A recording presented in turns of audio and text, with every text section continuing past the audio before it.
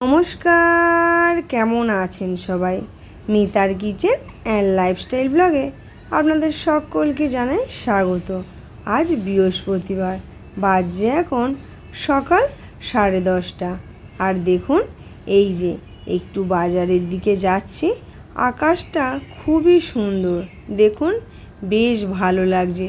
গাছের ফাঁক দিয়ে একদম সুন্দর মেঘটা দেখা যাচ্ছে। তারপরে দেখুন চলে এসেছি একদম রান্নাঘরে।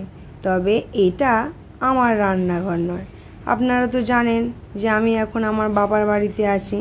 তো আজকে সকালবেলা ঠিক হলো সবাই মিলে ইডলি খাওয়া হবে। তো আপনারা তো অনেকে অনেকভাবে বানিয়ে থাকেন, আমি কিভাবে বানাচ্ছি সেটাই আপনাদের সাথে শেয়ার করছি। তো এদিকে মা বৌদি ওরা তো চালের বানায় ইডলি, তো আমি বললাম আজকে একটু সুজির বানিয়ে দেখো কী রকম লাগে। তো তার জন্যে নিয়ে নেওয়া হয়েছে 2 বাটি মতন সুজি, আর ওই একই বাটির মাপে 2 বাটি মতন টক দই দিয়ে দিয়েছি, বিট লবণ, আর দইয়ের বাটিটা ধুয়ে অল্প একটু জল দিয়ে দিলাম। এরপর খুব ভালোভাবে এটাকে আমি মিশিয়ে একটা ব্যাটার তৈরি করে নিচ্ছি।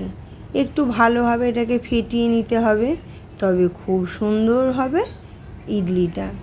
দেখুন এটা একদম ব্যাটারটা রেডি হয়ে গেছে। এবার 10 থেকে 15 মিনিটের জন্য এটা আমি রেস্টে রেখে দেব। তো রেস্টেও রাখা হয়ে গেছে। তারপরে দেখুন ফিরে এসেছি, এর মধ্যে দিয়ে দিলাম ইনো যেটা সাদা হয় লেমন ফ্লেভারের, সেটা পাইনি, সেই জন্যে অরেঞ্জটা দিলাম।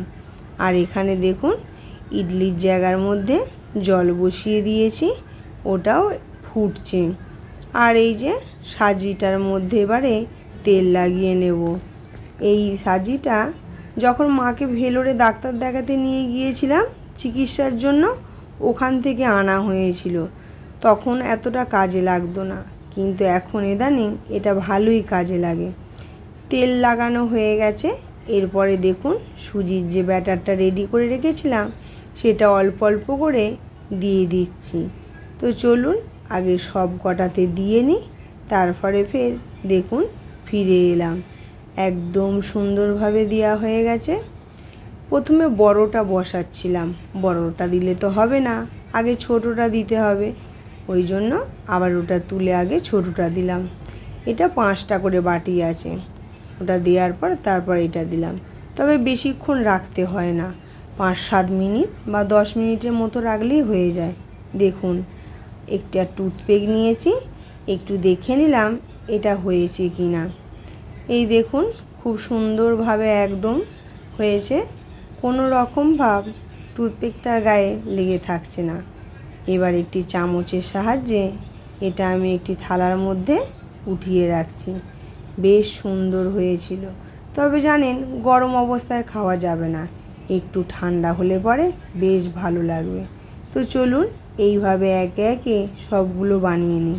আর আপনারা যেখান থেকে নিয়ে আমার ভিডিও দেখুন না কেন, আজকে যদি ইডলির রেসিপি ভালো লেগে থাকে অবশ্যই আমাকে কমেন্ট করে জানাবেন, আর একটা লাইক দিয়ে ভিডিওটা ফুল ওয়াচ করে দেবেন।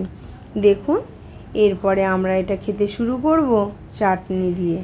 এই চাটনির রেসিপিটা অন্য দিন আমি আপনাদের সাথে শেয়ার করব। এই যে সবার রেডি করে নিচ্ছি, দিয়ে তারপরে আমরা খাওয়া দাওয়া শুরু করব।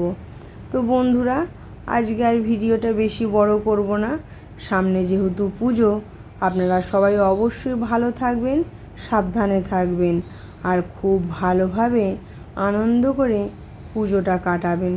দেখুন বাচ্চাদিকে দিয়ে দিয়েছি, খুব আনন্দ করেই কিন্তু ওরা খাচ্ছে।